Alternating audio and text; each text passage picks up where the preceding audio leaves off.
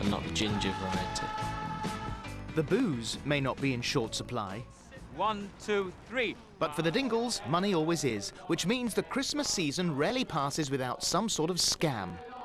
And the Dingles haven't got any money. And I know what it's like to be on the dole and have no money at all and have a mouth to feed. Hey, looks like we've got enough for turkey, booze and the rest. It's going to be a good Christmas after all. One of the best scams was when we decided to break into Tate haulage and rob the safe. How much longer do we have to sit here? We were all in the back of the Dingle van with Christmas beards on. That was really funny and such good fun to do.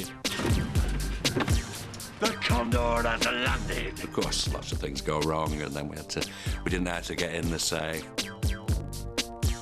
and they blew the safe, but all the money went up in the air and up into the trees. And sometimes life imitates art. I remember one of my own Christmas times when I was out of work and struggling. I've been whittling my fingers to the bone. I hadn't noticed. I thought, there's nothing else for it, I'm going to have to be a Santa. Fine Christmas this is turning out to be. And I went for that, and I didn't get that either. I've had enough. Professional actor, and I still couldn't get a job as Father Christmas. Uncle Zach, I don't think that a horror story was such a good idea. But kids love being frightened. I had to go into their room when him and Sam were little. Put a rat in bed, it never did him any harm. For many, the excitement of Christmas is just too much to bear. What you up to? Apart from the occasional Scrooge. If you can't be miserable at Christmas, when can you? But they say it's better to give than it is to receive. And when you hear what the average Emmerdale star gets for Christmas, you can see why. Whoa, a Balti! For cooking with. I'm very lucky in that I've got some very, very sweet and very loyal fans. Don't crawl, it doesn't suit you. Who send me quite outrageously extravagant presents over Christmas. I got this! I'm not in the soap hunk category.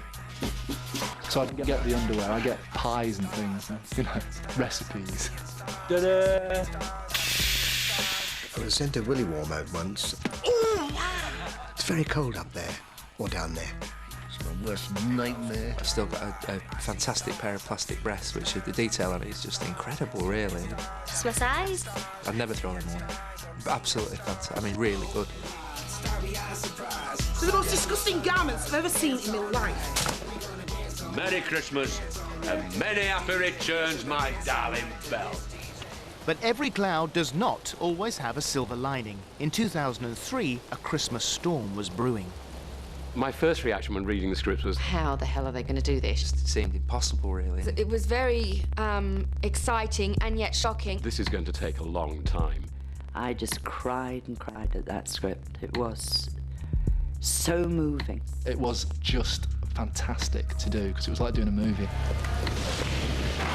The effects were great because in combination with obviously this lashing, just unbelievable rain that you could barely speak through because it was so cold and so heavy. They had these lightning machines, these wind machines that they would, these just vast kind of wheels really that they'd turn them on and then somebody at the side in a very safe place would throw the twigs and debris that would then blow towards all the actors. Maybe we should check the cattle out again. The noise was absolutely deafening. We were all going, what? Like this, and lots of screaming. Ashley, no!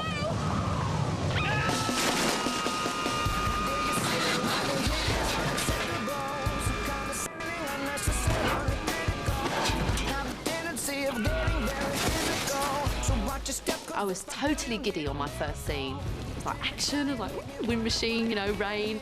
But after about 2 weeks, I'd had enough. It was 4 o'clock in the morning and it was freezing anyway.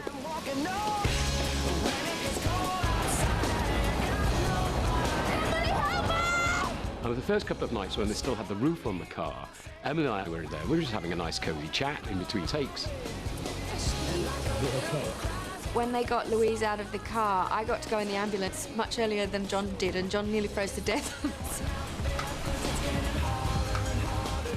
But soon a second ambulance will be needed for one of Emmerdale's saddest exits. Best you can do, Marlon. Dear Tricia, I know you think I'm useless, My favourite scene was when Trisha was in the phone box.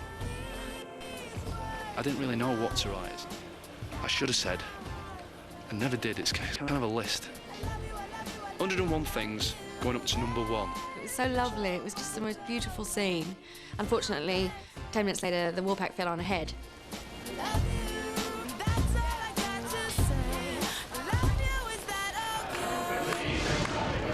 When we filmed the scene where the tree gets struck by lightning, there was a huge crane and this flashlight. That was the lightning. And I remember it was completely silent. And they said, right, on the second flashlight, you have to look up to the pub and then scream because it's going to be falling down on you then. Obviously, none of this is actually happening. So, you know, I wait for the second flash of the lightning and then just react to nothing, really.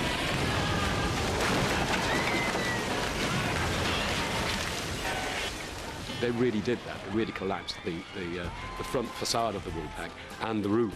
So it was a ruin. It was a wreck, and looked absolutely like a whirlwind had torn through the village.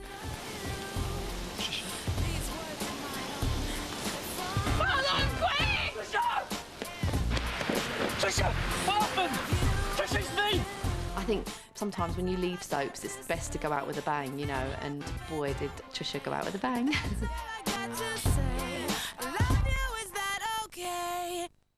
But the tempest hitting Emmerdale this Christmas is between two of soap's fiercest foes.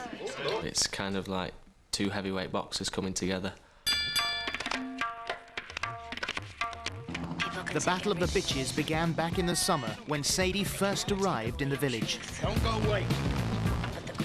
Cherry's like, poor, what's this, you know? Can you handle mine? They say I'm crazy. I really don't care. They are definitely not friends. Something wrong? I'm working, yes. I know it's going to be, you know, handbags at dawn, definitely. Let's get this party started. Some ask me questions. But the gloves were really off when Charity got her claws into Sadie's father-in-law. Congratulations. May you enjoy a long and happy life together. We certainly intend to. She saw the money, she saw the power, she saw, you know, quite an attractive older guy, and thought, not yours. This is my meal ticket. So will Charity's dream wedding go to plan? It's just a great recipe for total mayhem. Or will Sadie spoil the day? I've got a lot of things up my sleeve. It's going to be exciting. Emmerdale has certainly pulled some Christmas crackers in the past. And there's plenty more to come. Sounds like party. Nothing sounds like I've party. Your Santa's a little helper. I'll be glad when it's Boxing Day.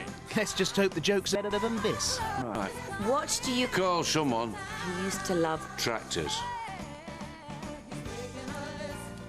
an extractor fan?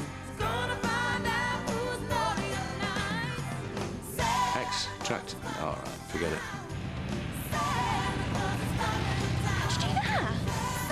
Merry Christmas.